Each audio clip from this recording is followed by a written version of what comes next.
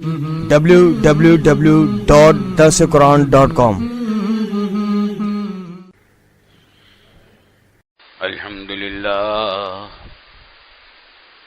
الحمد لله نحمده ونستعينه ونستغفره ونؤمن به ونتوكل عليه ونعوذ بالله من شرور أنفسنا ومن سيئات أعمالنا من يهده الله فلا مضل له ومن يضلله فلا هادي له ونشهد أن لا إله إلا الله وحده لا شريك له ونشهد أن سيدنا وسندنا ومولانا محمدا عبده ورسوله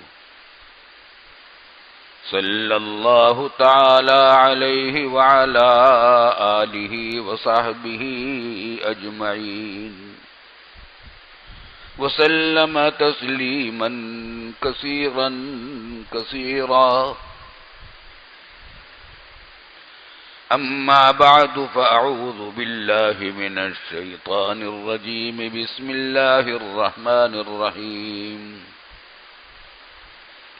إن أول بيت وضع للناس للذي ببكة مباركا وهدى للعالمين فيه آيات بينات مقام إبراهيم ومن دخله كان آمنا ولله على الناس حج البيت من استطاع إليه سبيلا ومن كفر فإن الله غني عن العالمين. بزرگان محترم اور برادران عزیز، لاؤڈ اسپیکر کی خرابی کی وجہ سے تاخیر ہو گئی ہے. بہرحال جتنا وقت باقی ہے اس میں کچھ ضرورت کی باتیں عرض کر دیتا ہوں. جیسا کہ معلوم ہے کہ حج کا مہینے شروع ہو چکے. شوال کا مہینہ بھی حج کا مہینہ ہے، پھر ذوالقعدہ اور ذی الحجہ آنے والے ہیں. یہی وہ زمانہ ہے جب کہ حج کے قافلے روانہ ہونے لگتے ہیں مکہ معظمہ کی طرف. الحج اشہر معلومات، شوال و ذوالقعدہ و ذی الحجہ. برکتوں والا مہینہ ہے. اس مہینے کے بہت سارے مسائل ہیں. سب سے بڑا مسئلہ حج کی تیاری کا ہے. پچھلے جمعہ کو ہم نے ان آیات کا کچھ بیان شروع کیا تھا. قرآن کریم میں ارشاد ہے، ان اول بیت وضع للناس للذی ببکۃ مبارکا وہدی للعالمین. سب سے پہلا گھر جو رکھا گیا ہے لوگوں کے لیے وہ ہے جو مکہ مکرمہ میں ہے. ببکۃ، بکہ اور مکہ دونوں مکہ مکرمہ کے نام ہیں. بکہ بھی کہتے ہیں، مکہ بھی کہتے ہیں. قرآن کریم نے یہاں مکہ کا لفظ کی بجائے بکہ کا لفظ استعمال کیا ہے. تو سب سے پہلا گھر جو لوگوں کے لیے بنایا گیا وہ ہے جو مکہ مکرمہ میں ہے، بیت اللہ شریف. حضرت آدم علیہ السلام جب اس دنیا میں آئے ہیں سب سے پہلا گھر یہ بنا ہے. اس کے دو مطلب ہو سکتے. ایک یہ کہ کوئی اور رہائشی گھر بھی کسی کا نہیں تھا، سب سے پہلا یہ تعمیر ہوئی، کوئی اور تعمیر تھی ہی نہیں. اور دوسرا مطلب یہ ہو سکتا ہے کہ اگرچہ رہائشی مکانات بھی کچھ بن گئے ہوں گے کچے پکے، لیکن عبادت کے لیے کوئی گھر نہیں بنا تھا سوائے بیت اللہ شریف کے، کہ بیت اللہ شریف ہی سب سے پہلے بنا. پھر طوفان نوح آیا عرصہ دراز تک اور بیت اللہ شریف منہدم ہو گیا. اس کا نام و نشان بھی پھر باقی نہ رہا، لوگوں کو خبر ہی نہ رہی بیت اللہ شریف کہاں ہے. یہاں تک کہ ابراہیم علیہ السلام کا زمانہ آیا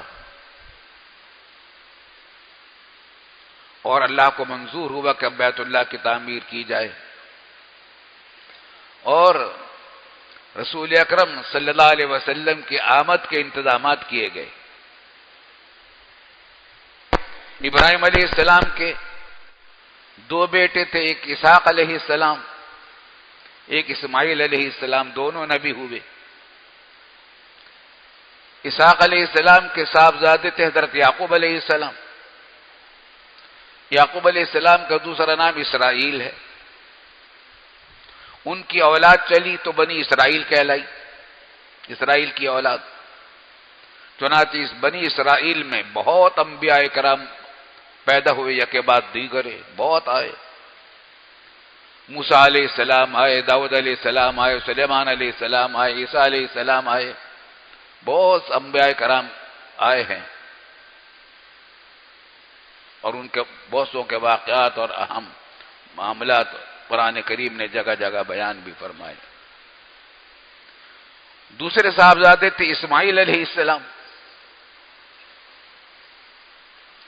ان سے اللہ تعالیٰ کو کچھ اور ہی کام لینا تھا، اور ان کو تیار کرنا تھا تاجدار دو عالم سرور کونین صلی اللہ علیہ وسلم کی آمد کے لیے۔ ابراہیم علیہ السلام کے پاس جبریل امین علیہ السلام براق لے کر آئے کہ اللہ کا حکم ہے کہ آپ تشریف لے چلیں میرے ساتھ۔ بتایا نہیں کہاں جانا ہے، براق پر سوار کر دیا۔ ابراہیم علیہ السلام بھی، زوجہ محترمہ حضرت ہاجرہ علیہ السلام بھی، اور دودھ پیتا بچہ 9 مہینے کا اسماعیل علیہ السلام بھی۔ براق روانہ ہو گیا، جبریل بھی ساتھ ساتھ۔ کوئی سرسبز علاقہ آتا، ابراہیم علیہ السلام پوچھتے کہ یہاں اترنا ہے، کہ نہیں یہاں نہیں، آگے ہے منزل۔ منزل کہاں تھی؟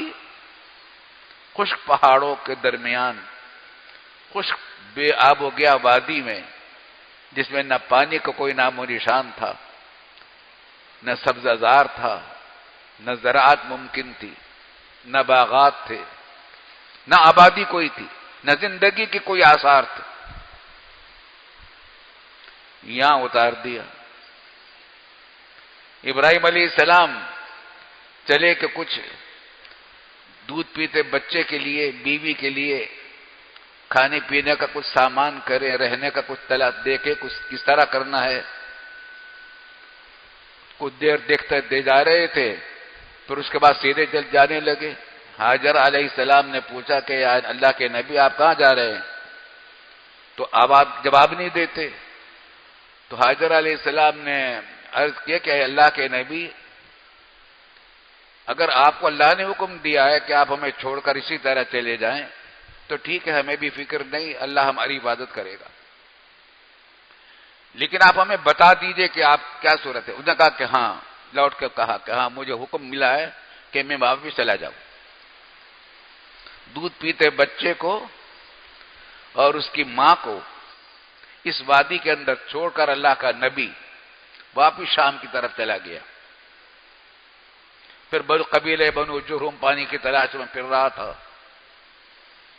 تو خیر ابھی تو یہ ہو رہا تھا، حضرت حاجر علیہ السلام پانی کی تلاش میں کبھی صفا پہاڑ پر چڑھتی تھی، کبھی مروہ پہاڑ پر چڑھتی تھی۔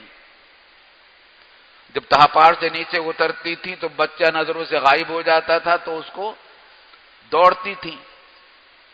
اللہ کو یہ ادا ایسی پسند آئی کہ آج تک یہ واجب ہے حاجی کے لیے، عمرے میں بھی واجب ہے کہ صفا مروہ کے درمیان بھاگتے ہیں، آہستہ چلتے ہیں، لیکن جب وہ حصہ آتا ہے نیچے کا تو بھاگتے ہیں۔ اسی طرح ہو رہا تھا قصہ، تو حضرت حاجرہ نے دیکھا کہ بچے کے پاس کوئی ہے، جا کر دیکھا تو جہاں پاؤں رگڑا تھا بچے نے روتے روتے، وہاں سے پانی کا چشمہ پھوٹ پڑا۔ وہ چشمہ کیا تھا؟ زمزم کا چشمہ تھا۔ آج تک پوری دنیا میں اس کا پانی پھیل رہا ہے، جا رہا ہے۔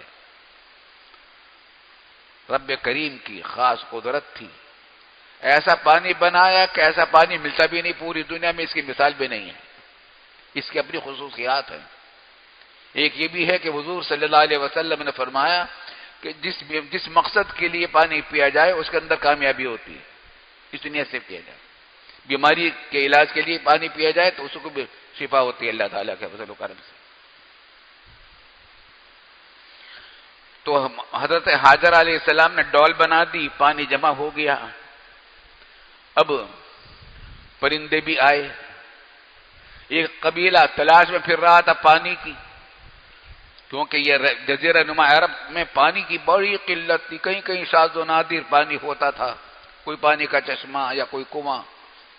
جب تک وہ پانی رہتا تھا کچھ لوگ وہاں آباد رہتے تھے، جب وہاں کا پانی ختم ہو جاتا تھا تو دوسری جگہ تلاش میں نکل جاتے تھے، وہاں جا کر پڑاؤ ڈال دیتے تھے. بنو جرم کا قبیلہ اس طرح پانی کی تلاش میں چل رہا تھا تو انہوں نے دیکھا کہ ایک پرندے کو ٹٹیری، جس کو کہتے ہیں ہمارے اردو میں، عربی میں قطات کہتے ہیں، اس کی خاص بات یہ ہے کہ وہ بہت دور سے بلندی سے وہ پانی کو دیکھ لیتی ہے. تو بنو جرم کے قبیلے کے لوگوں نے دیکھا کہ ٹٹیری سیدھی چڑھی جا رہی ہے. عام طور سے شکاریوں کو اس سے بڑی مدد ملتی ہے، ٹٹیری کے رات سے، اس سے پتہ چلتا ہے کہ پانی کی طرف جا رہی. اسی سمت پر یہ قافلہ چل پڑا. یہاں کر دیکھا تو یہ ایک خاتون اور ایک بچہ اور پانی کا چھوٹا سا حوض. اجازت لی کہ ہم یہاں ٹھہر جائیں. یہیں قبیلہ یہ ٹھہر گیا. یہ آبادی بن گئی وادی غیر ذی زرع کے اندر. حضرت ابراہیم علیہ السلام نے دعا کی تھی کہ میں بیاب و گیا وادی میں اپنے بچوں کو چھوڑ کر جا رہا ہوں، ان کو ثمرات دیجیے گا، ان کو سامان دیجیے گا. یہاں آبادی ہو گئی. یہ مکہ مکرمہ کی آبادی ہے. سب سے پہلے آبادی کرنے والا کون ہے؟ اسماعیل علیہ السلام ہیں، جو بالآخر انہی کی اولاد میں تاجدار دو عالم سرور کونین صلی اللہ علیہ وسلم تشریف لائے ہیں. یہ ساری انتظامات ہو رہے تھے حضور صلی اللہ علیہ وسلم کے لیے اور بیت اللہ شریف کے لیے. آبادی ہو گئی. ابراہیم علیہ السلام مختلف وقفوں کے ساتھ آتے رہتے تھے خیر خبر لینے کے لیے. پھر انہی میں پل پڑ کر جوان ہوئے. اسماعیل علیہ السلام یہیں شادی ہوئی اور ان کی اولاد بھی یہاں چلی. پھر اللہ تعالیٰ کی طرف سے حکم ہوا باپ بیٹے کو. وہ بھی مشہور واقعہ ہے، جب چھوٹے سے بچے تھے اس کو ذبح کرنے کا حکم ہوا. قرآن کریم میں اس کو ذکر کیا گیا. میں اس کو بات لمبی ہو جائے گی، پھر کسی وقت ذکر کریں گے. بالآخر اس امتحان میں بھی کامیاب ہوئے. دھار سے پوری رفتار سے چھری چلا دی تھی گلے پر باپ نے بیٹے کے گلے پر، لیکن چھری کو حکم ہو گیا تھا کہ کاٹنا نہیں ہے، کاٹ نہ سکی. جس طرح ابراہیم علیہ السلام کے لیے آگ کو حکم دیا ہو گیا تھا کہ اس کو جلانا نہیں ہے. ابراہیم علیہ السلام طرح طرح کے آزمائشوں سے گزرے ہیں. اس آزمائش سے بھی گزرے یہاں تک کہ اسماعیل علیہ السلام بڑے ہوئے، جوان ہوئے، اور پھر باپ بیٹے کو حکم ہوا کہ بیت اللہ کی تعمیر کرو. اور وحی کے ذریعے سے اسماعیل علیہ السلام کو ابراہیم علیہ السلام کو جگہ بتائی گئی کہ یہ تھا وہ مقام جہاں بیت اللہ شریف کی تعمیر تھی. وَإِذْ يَرْفَعُ إِبْرَاهِيمُ الْقَوَاعِدَ مِنَ الْبَيْتِ وَإِسْمَاعِيلُ. یاد کیجئے اس واقعے کو جب ابراہیم اور اسماعیل علیہ السلام ان بنیادوں کو اٹھا رہے تھے، ان بنیادوں پر تعمیر اٹھا رہے تھے. تو ابراہیم علیہ السلام نے اور اسماعیل علیہ السلام نے تعمیر شروع کی. بنیادیں نہیں کھودی تھی، بنیادیں موجود تھی، آدم علیہ السلام کے زمانے کی چلی آ رہی تھی. انہی بنیادوں کے اوپر بیت اللہ شریف کی تعمیر کی ابراہیم علیہ السلام نے اور اسماعیل علیہ السلام نے. وہاں کرین تو تھی نہیں، مچان بھی کہاں سے لاتے. مقام ابراہیم پتھر کے اوپر کھڑے ہو گئے اور قرآن کریم نے اس کا ذکر کیا. ان اول بیت وضع للناس الذی ببکۃ مبارکا وہدی للعالمین فیہ آیات بینات. اس کے اندر کھلی کھلی نشانیاں ہیں بیت اللہ شریف کے اندر، اور ان میں سے ایک یہ کہ مقام ابراہیم. مقام ابراہیم بھی ہے. وہ کیا؟ اس پتھر پر کھڑے ہو گئے، تعمیر شروع کی. جب اونچی ہو گئی تعمیر تو پتھر بھی اونچا ہو گیا، اور اونچی ہو گئی تو اور بھی پتھر ہو گیا اونچا. وہ پتھر اللہ تعالیٰ نے ایسا کر دیا کہ لفٹ کا کام دے رہا تھا، لفٹر کا کام دے رہا تھا. یہاں تک کہ بیت اللہ شریف کی تعمیر باپ بیٹے نے مل کر کی. اور قرآن حکیم میں آیا کہ حکم ہوا ابراہیم علیہ السلام کو وَأَذِّنْ فِي النَّاسِ بِالْحَجِّ يَأْتُوكَ رِجَالًا. اب آپ لوگوں کو حج کا اعلان کرا دیجیے، پھر لوگ آئیں گے، دور جوق در جوق آئیں گے، دور دور سے آئیں گے. یہاں تک کہ وہ اعلان ہوا، اور وہ اعلان آج تک چلا آ رہا ہے الحمدللہ. www.darsequran.com. تو ابراہیم اللہ تعالیٰ نے مکہ مکرمہ بیت اللہ شریف میں کچھ خاصیات رکھی ہیں، خاص خاص برکتیں رکھی ہیں. ایک تو یہی کہ مقام ابراہیم بھی یہی تھا. وَمَنْ دَخَلَهُ كَانَ آمِنًا. ایک خاص برکت یہ رکھی ہے بیت اللہ شریف کی کہ جو شخص داخل ہو جائے مکہ مکرمہ میں وہ مامون ہو جاتا ہے. اس کی حفاظت اللہ تعالیٰ کی طرف سے کی جاتی ہے. دشمن اس کو نہیں نقصان پہنچا سکتے، پکڑ نہیں سکتے. یہی وجہ ہے کہ جب سے بیت اللہ شریف کی تعمیر ابراہیم علیہ السلام نے کی ہے، آج تک مکہ مکرمہ پر کوئی باہر کی قوم آباد قابض نہیں ہو سکی. باہر کی کوئی قوم یہاں قابض نہیں ہو سکی. وہ لشکر آیا تھا ابراہہ کا، اصحاب الفیل کا، وہ بھی تباہ کر دیا گیا. دور دور ہی بیت اللہ شریف کے قریب ہی آنے دیا گیا ان کو. تو قرآن بیت اللہ شریف کی برکات میں سے ایک خاص برکت یہ ہے کہ یہاں آنے والوں کی حفاظت ہوتی ہے. ایک اور خصوصیت بیان کی گئی کہ یجبا الیہ ثمرات کل شیء، قرآن کریم میں فرمایا گیا کہ بیت اللہ شریف کی طرف ہر چیز کے ثمرات لائے جاتے ہیں، نتائج لائے جاتے ہیں، ثمرات لائے جاتے ہیں. چنانچہ آپ دیکھیں گے کہ دنیا میں کوئی بھی پھل پیدا ہوتا وہاں پہنچے گا سب سے پہلے. اور صرف پھل درختوں کے ہی نہیں بلکہ کارخانوں اور فیکٹریوں کے پھل بھی، ثمرات اس کے پیداوار. چنانچہ جتنی فیکٹریوں میں طرح طرح کی مصنوعات تیار ہوتی ہیں دنیا بھر میں، وہاں کے بازاروں میں سب سے پہلے ملتی ہیں. یجبا الیہ ثمرات کل شیء. اللہ رب العالمین نے وہاں برکات رکھی ہیں. پھر ایک یہ بات برکت کی خاص رکھی ہے کہ وہاں جو رمی کی جاتی ہے شیطان کے جمرات کی، شیطان کو رمی کی جاتی ہے جمرات کو، تو جس کا حج مقبول ہوتا ہے اس کی کنکریوں کو فرشتے اٹھا کر لے جاتے، جمع نہیں ہونے دیتے. جس کا حج قبول نہیں ہوتا اس کی کنکریاں پڑی رہ جاتی ہیں. تو طرح طرح کی علامات ہیں. ایک خاص بات ہم نے دیکھی، وہ ہم نے قرآن کریم میں صراحتاً تو نہیں پائی، حدیث میں بھی صراحتاً نہیں پائی. برکات کا ذکر ہے لیکن خاص اس برکت کا نام لے کر ذکر نہیں پایا، مجھے یاد نہیں کہ مکہ مکرمہ میں آپ کھانا کھانا شروع کریں، یا مکہ میں یا مدینے میں کھانا ختم نہیں ہوتا. ہم گئے، چار آدمی تھے، 4 آدمیوں کا آرڈر دیا، بہت بچ گیا. اچھا بھائی 3 کا منگا لو. اگلے دن پھر بہت بچ گیا 4 آدمی سے، بھائی 2 کا منگا لو، پھر بہت بچ گیا. اچھا بھائی 1 منگا لو، تو وہ بھی ختم نہیں ہوا. 4 آدمیوں میں ختم نہیں ہوتا وہاں. یہی حال میں نے مدینہ طیبہ میں دیکھا ہے. وہاں کے مدینے کے لوگ بھی کہتے ہیں کہ ہمارے ہاں تو گھر کھانا ختم نہیں ہوتا. عجیب غریب اثرات ہیں.